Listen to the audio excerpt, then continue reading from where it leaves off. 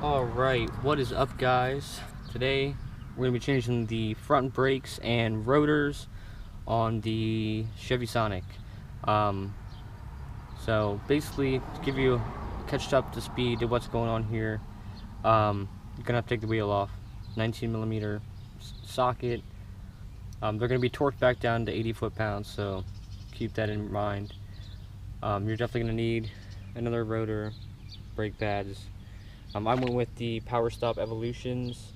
They're ceramic brakes, and then the Reassembly vented rotors. Here's the part number for the ceramic brakes from Power Stop, and then I'll give you the part number for 580770R for the Reassembly. Right now there's the Power Stop slotted and drilled rotors on it. Switching those out, they're pretty shot. I mean, the actual slots on them are about done for. They were a lot deeper than that. They only last about 40,000 miles. So, but alright, so once you take the wheel off, there's going to be a little star screw here, and that is going to be taken off by a T30 Torx bit. T30. So once it's in there, you know, just like that, go ahead, take it off. Now, what I noticed was when you're trying to take it off, obviously when you're going against it, the whole rotor will spin. So basically what I just did is I took a screwdriver, shoved it in one of the vent holes, and it caught against the caliper. That way it could stop it just enough so I could loosen that bolt off, because that's only a little overhand tight, so that's not too bad. Now what I did find out though was apparently every time you take the whole caliper off, the caliper and actually the mount for it, the bracket, the caliper bracket, back here, this nut is, well, it's an 18mm, but apparently Chevy advises that every time you take it out you get a new one. I'm not going to do that, honestly. They do torque them down to about probably right around 70 foot-pounds.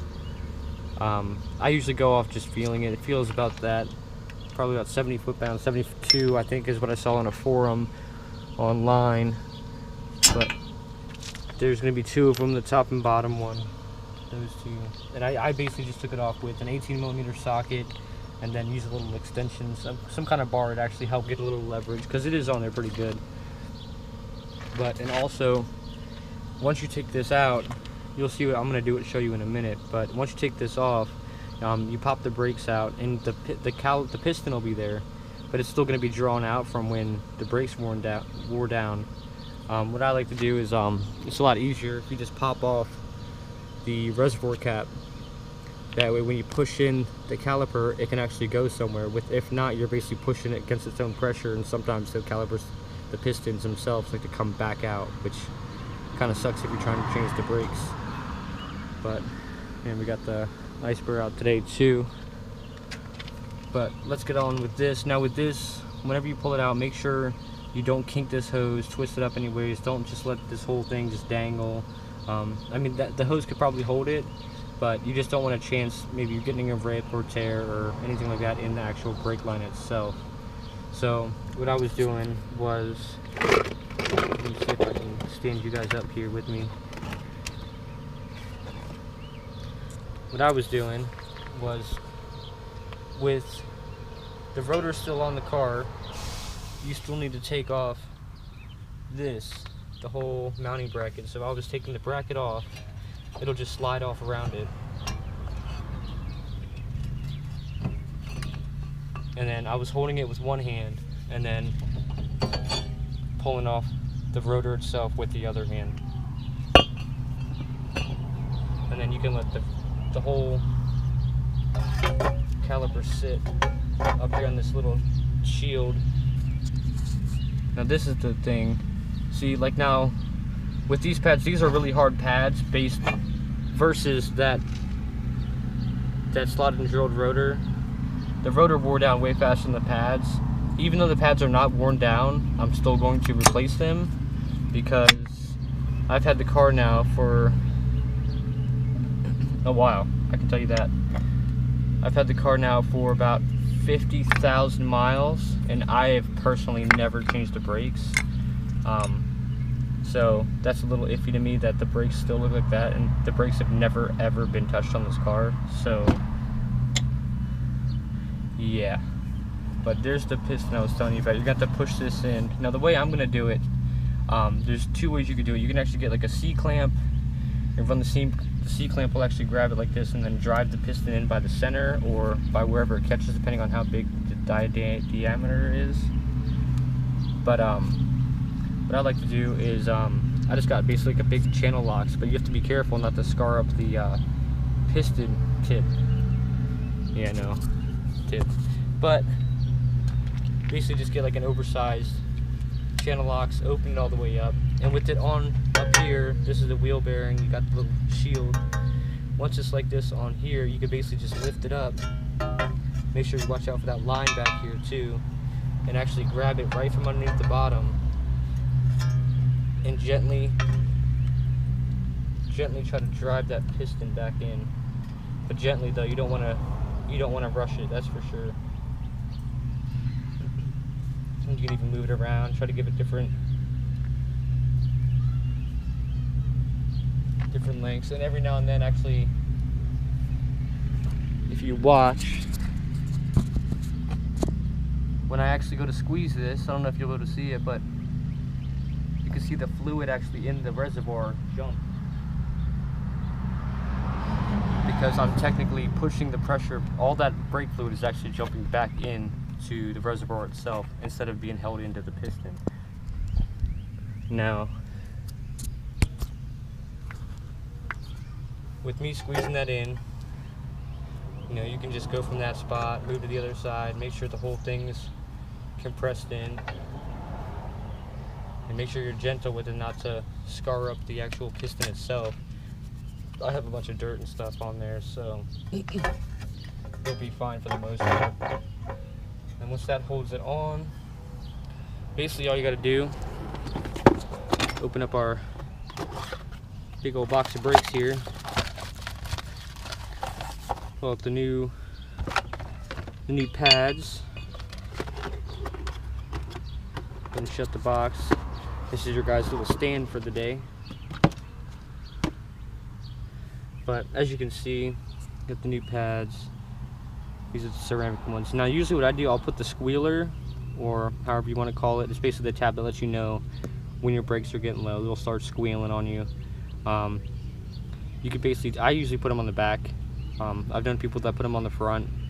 I think it's more or less, I'm not honestly sure if it's one of those more or less opinionated things, or whether or not it's actually like a set in stone, like, hey, put this thing over here, you have to do it. They say you have to do it. But I've always put the squealer on the back, so that's what's going to happen. Now the original little tabs in there, I'm just going to reuse them. They still look good. They're dirty, but they still look fine.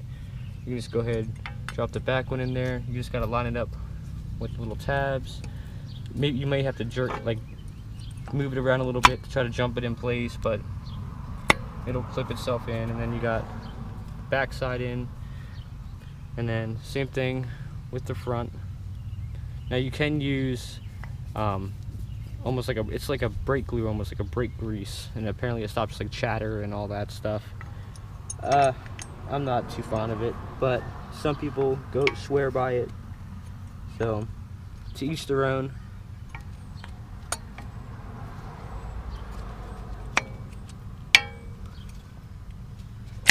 Go ahead and wiggle that in there, and that's all locked in, as you can see. Got the new pads in there. Now if you just wanted to do the pads, let's say the pads wore down after, I don't know, 20-30,000, let's say you got some crazy performance pads and they wear down fast, all you have to do is loosen up this back nut here, and that would actually just take off the caliper itself. That way you could do that versus taking off the whole hardware to drop in the new rotor. But I'm going to go ahead, get the rotor, drop the rotor in place, and make sure when you drop the rotor in place, you got to line up that thread hole for the screw with the thread hole on the rotor itself. So I'm gonna go ahead and drop that rotor in and keep on cruising along here, guys. We got hole.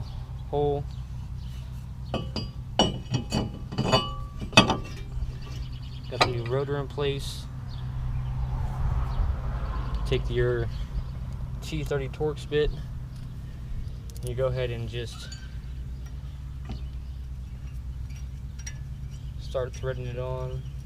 Now this is just going to be a little over hand tight. I'm not sure of the exact torque specifications on it, but I just usually do it a little over hand tight because I don't want to go crazy with it and end up messing something up, honestly.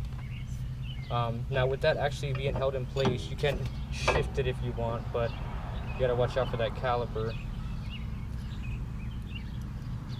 And you just keep going. I'm just gonna put the caliper in place now. Stick the caliper, flip it around, make sure it's all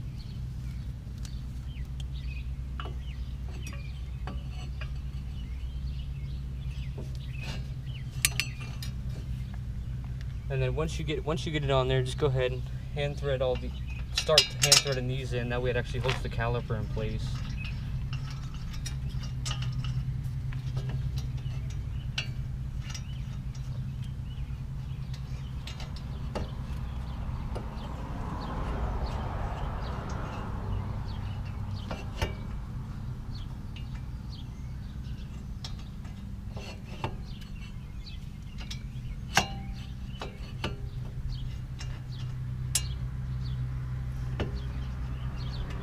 So we got the top one on now. Go ahead and just get that thing started. Go ahead and grab the second one. Go ahead and drop, the second one is going to be down here in the bottom, you guys. It's going to be right here. Now you got to throw it through the back of this bracket, and then sometimes you'll have to push or pull it depending on how it sits in there. I'm trying to give you guys a good angle here of that.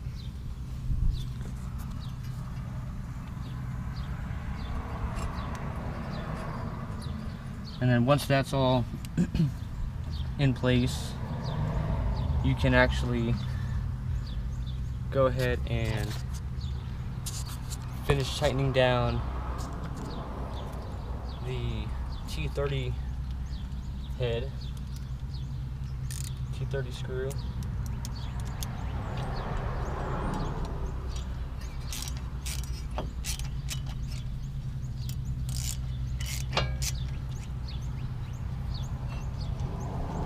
Now you guys can see what I'm talking about. When you go to tighten it, it actually moves the whole rotor. So what you can do, go ahead and just find a slot hole, bring it up,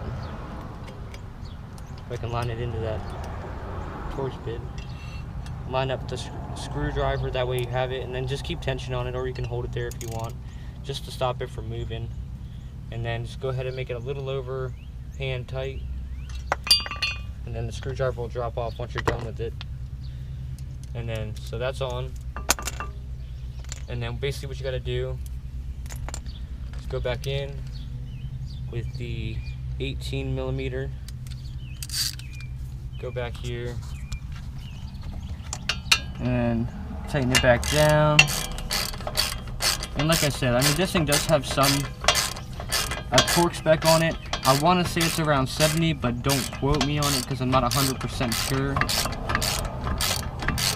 And also, yes, I know Chevy recommends that you replace those bolts, but I have never ever replaced those bolts on any car I've ever owned, and I've owned a decent amount of cars.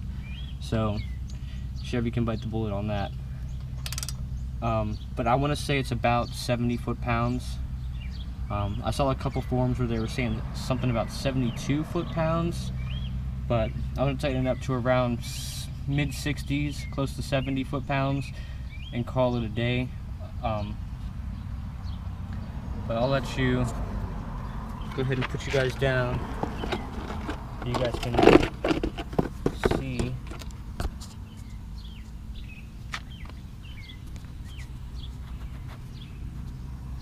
go ahead and tighten this up. Now, make sure both ends are tight before you start torquing one down. That way you can either shift it or adjust it if you need to, based off of how tight it actually is. Plus, you never ever want to just start randomly just tightening stuff like, oh hey, I'm just gonna start going all out on this. Let's tighten the first one down, and the next thing you know, you find out the bottom one wasn't actually in. The screw was just sitting there. So definitely want to make sure it's always hand tight first, and then finish it up with the actual tightness. And then what I've been using is just this little bar, and you can get the feel for it if you do it a decent amount.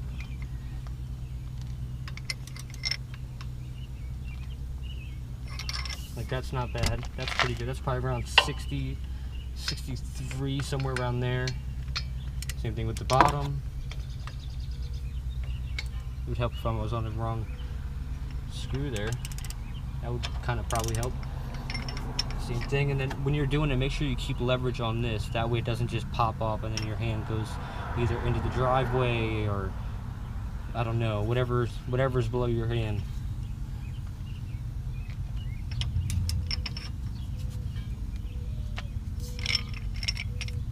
Alright. So now that both of them are on, you got a view of the new rotor, just a vented rotor.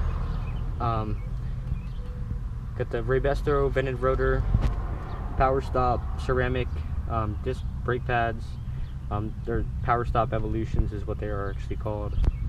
But yeah, honestly, that's it, you guys. That's how you change the front disc brakes on a Chevy Sonic. And then after you're done, always remember, take your cap and make sure the cap is actually on. Shut the cap. Obviously you see it's back up a little bit above the max mark, which is good because the cylinder, the actual piston hasn't kicked out yet. But that's it. And then you throw the tires back on. The torque on the tires on the rims are 80 foot-pounds, and that's a 19mm socket that does that. Have any questions, go ahead and drop a comment down in the comments below. And also, if you like the video and it helped you anyway, go ahead, subscribe to my channel. I also have a couple other Chevy Sonic videos on there for you guys to check out if you would like. And yeah, just go ahead and tell me what you think.